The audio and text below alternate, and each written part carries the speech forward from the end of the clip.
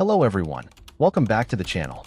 If you've ever stayed in a hotel, you know that they can feel like a home away from home, or sometimes something much darker. In tonight's video, we'll dive into real scary stories about hotels. So, make yourself comfortable, dim the lights, and let's explore 3 terrifying tales that prove even the most ordinary places can hide sinister secrets. Let's dive into the first story. Story 1. The Late-Night Motel Intruder.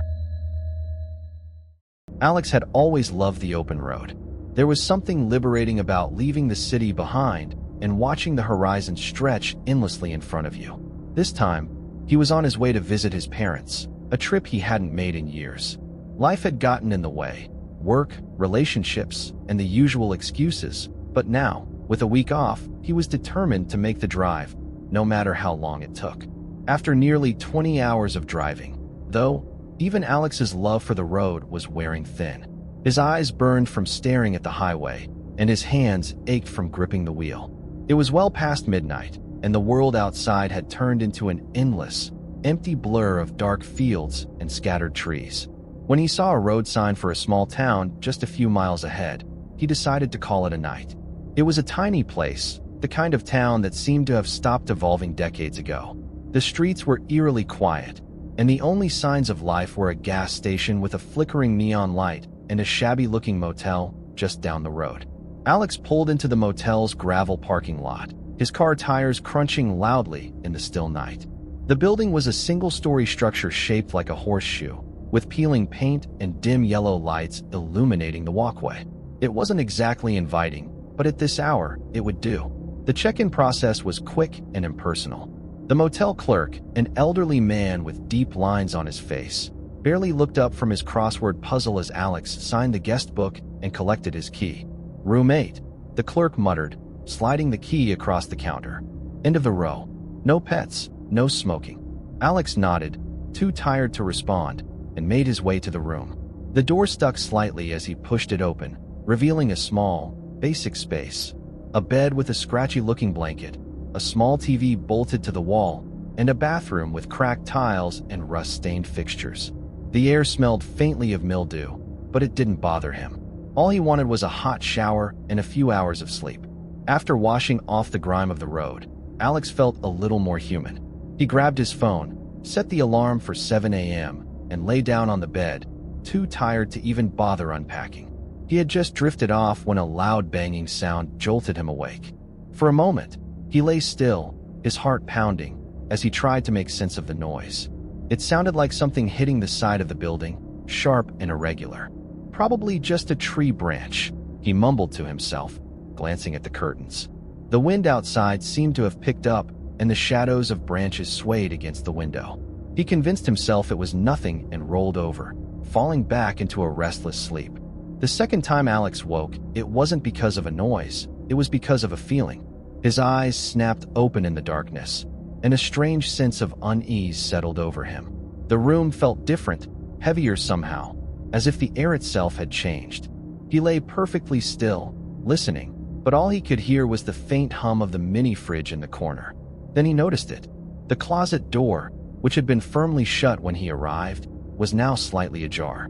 Alex's breath caught in his throat. He was sure he hadn't opened it.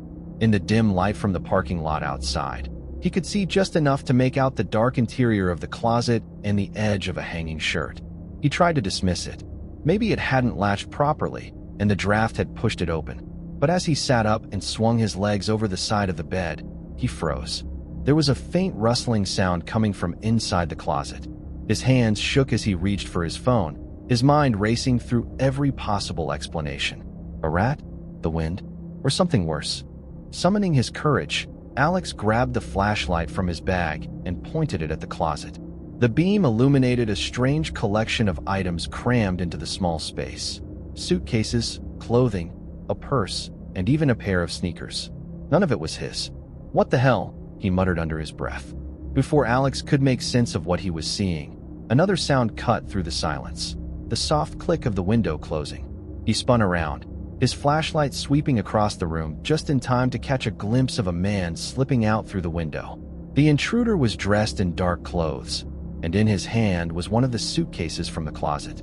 "Hey, Alex shouted, but the man didn't even look back. Alex's heart was racing as he stumbled toward the window, but by the time he got there, the man was gone, swallowed by the darkness of the parking lot. Still trembling, Alex called the motel's front desk. The old man answered on the second ring, sounding groggy and annoyed. "There's someone breaking into the rooms," Alex blurted out. The clerk grumbled something about calling the police and hung up. Minutes later, a patrol car pulled into the lot, its flashing lights cutting through the night. The officer, a no-nonsense woman in her late 30s, listened carefully as Alex recounted what had happened. She inspected the room, paying close attention to the closet and the window. "This isn't the first time we've had reports like this," she admitted, shaking her head. The items in the closet matched descriptions from other thefts at motels around here. She explained that the intruder had likely been using Alex's room as a stash spot, hiding stolen goods until it was safe to collect them. "What about the suitcase he took?" Alex asked. The officer's expression darkened. "We may never know. If he was willing to risk coming back for it, it's possible there was something very valuable, or very incriminating, inside." By the time the police left, Alex knew he wouldn't be staying the rest of the night. He packed his things, threw them into the car, and drove off, the events of the evening replaying in his mind. Even weeks later, he couldn't shake the feeling of unease. The thought of the man in his room, silently watching him sleep, sent shivers down his spine. But what haunted him most was the question he couldn't answer. What had the intruder been willing to risk everything to retrieve? Story 2. The Corridor Encounter. Brian had always thought of himself as level-headed. He wasn't the type to jump at shadows or let his imagination run wild. But that all changed during one unsettling night in a hotel he wished he'd never stepped foot in. After a heated argument with his roommate, Brian found himself looking for a place to stay on short notice. He didn't have much money to spare, so he booked the cheapest room he could find, a decision he'd come to regret. The hotel wasn't far from his apartment, but it might as well have been a different world. Its exterior was in disrepair, cracked concrete, a flickering neon vacancy sign, and a single security camera dangling uselessly from its mount above the entrance.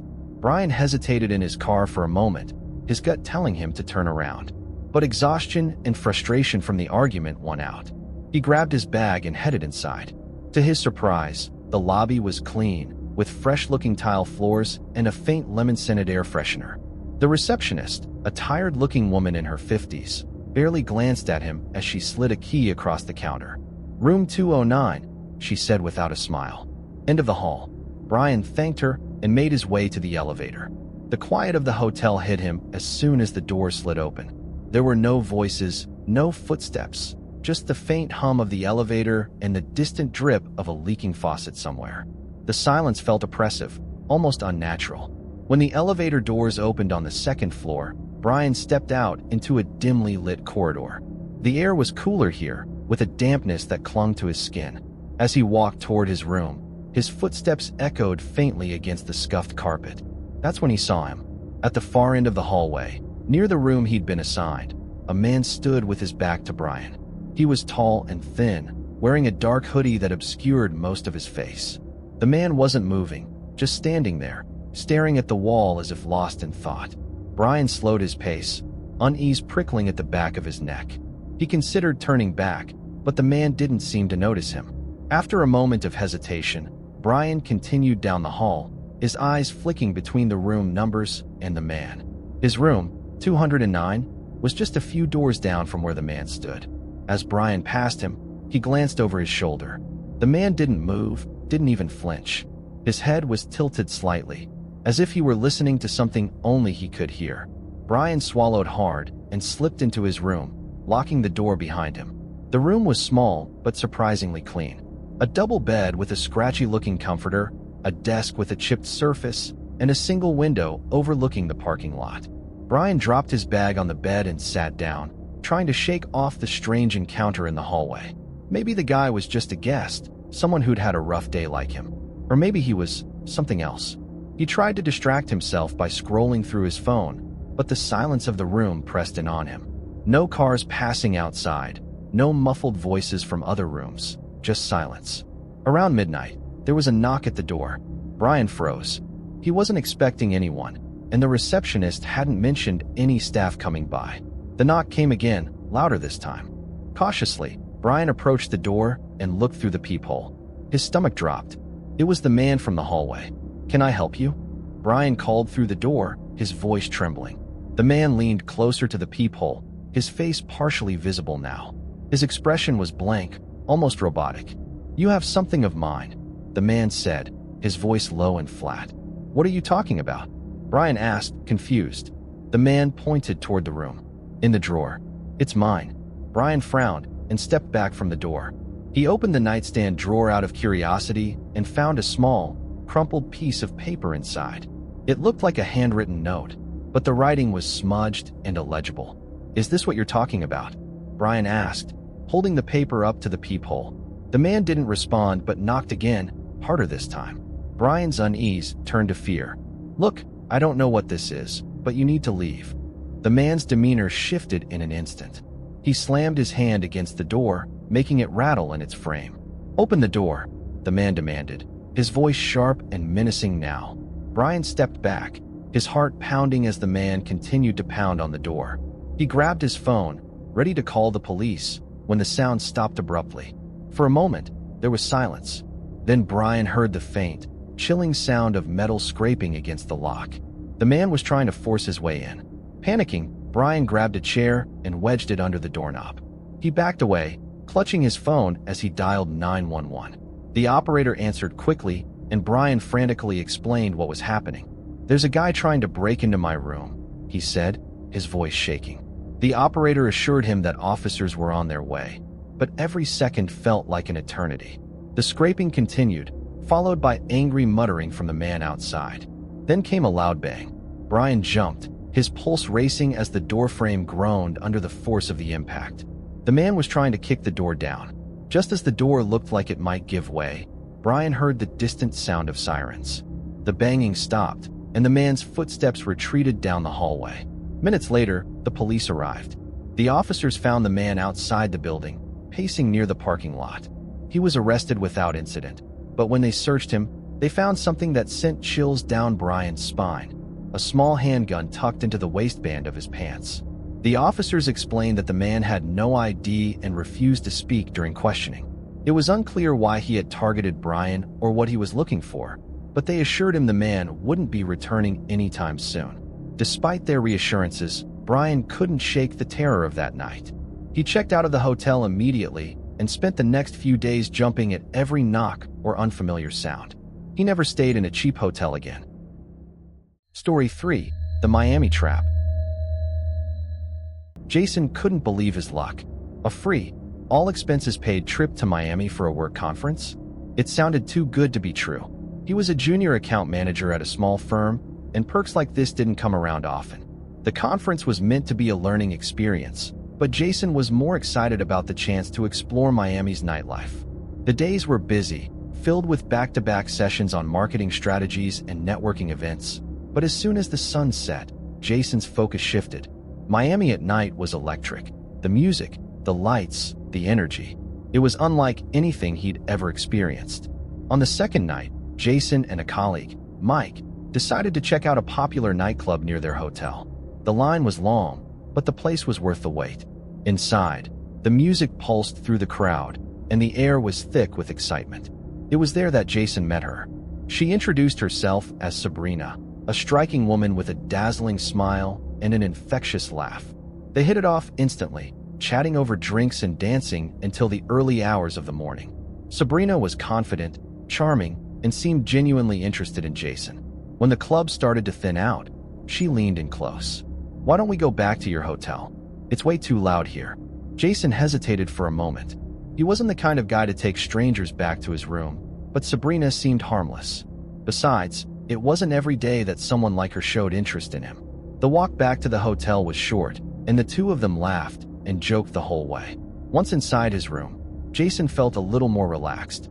Sabrina kicked off her heels and made herself comfortable on the edge of the bed, while Jason grabbed a couple of bottles of water from the minibar.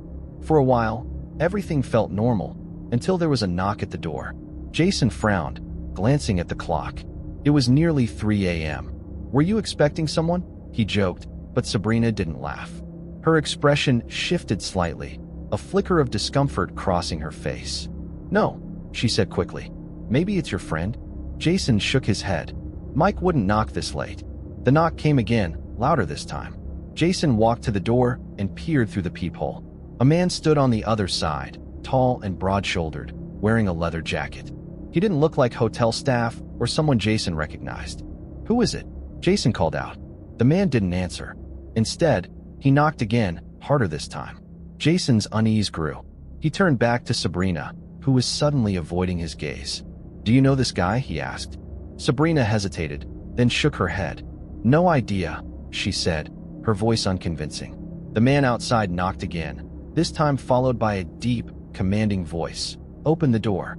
Now, Jason's heart began to race. "I'm not opening it," he said firmly. As soon as the words left his mouth, the man kicked the door. The heavy thud reverberated through the room, and Jason stumbled back in shock. "What the hell is going on?" Jason demanded, turning to Sabrina. She didn't answer. Instead, she stood up, grabbed her purse, and moved toward the door. "Wait, where are you going?" Jason asked, but before he could stop her, she unlocked the door and opened it just enough to slip through. The man forced the door wide open, stepping into the room. Jason froze as the stranger pulled a gun from his jacket and pointed it directly at him. "Sit down," the man growled. Jason's mind raced. He didn't know if this was a robbery, a setup, or something worse. His instincts screamed at him to comply, so he sat down on the bed, raising his hands in a gesture of surrender. The man kept the gun trained on him as he barked orders. "Wallet, phone, watch, now." Jason fumbled to pull the items from his pockets, his hands trembling. He handed them over without hesitation, his heart pounding in his chest. The man grabbed the items and shoved them into his jacket. He glanced around the room, his eyes lingering on the minibar and Jason's suitcase. But before he could take anything else, the sound of footsteps in the hallway made him pause. Without a word, he backed out of the room, closing the door behind him. Jason sat frozen for what felt like hours, his mind struggling to process what had just happened. When he finally regained his composure, he rushed to the door and locked it, his hands still shaking. Sabrina and the man were gone, and so were his belongings. Jason immediately called hotel security, who arrived within minutes. The security guard listened to Jason's story, shaking his head grimly. "You're not the first this has happened to," he said. "These people target tourists, especially ones who've been out drinking. They know exactly what they're doing." The police were called, but there wasn't much they could do. The security cameras in the hallway had been tampered with, and neither Sabrina nor the man had given Jason any real names or clues to their identities. The next morning, Jason sat in the lobby, filling out a police report. The reality of what had happened began to sink in. It wasn't just the stolen items that bothered him. It was the realization that he'd been set up from the start. Sabrina's charm, the unexpected knock, the way she slipped out of the room. It was all part of a carefully orchestrated plan. Jason canceled the rest of his conference plans and flew home early. The experience left him shaken, not just because of the robbery, but because of how easily he'd let his guard down. And that wraps up the video on scary true stories about hotels. From hidden dangers in a quiet motel to disturbing encounters in cheap rooms and even traps disguised as innocent fun, these stories remind us to always stay alert, no matter where we are. If you enjoyed these stories, or if they gave you the chills, don't forget to click the like button and share this video with a friend who loves a good scare. And don't forget to subscribe to the channel to see more scary stories like these. Do you have any scary stories about hotels? Share them in the comments below. You never know, it might appear in a future video. Until next time, stay safe, stay alert, and remember, sometimes the scariest things aren't the places we stay, but the people we meet.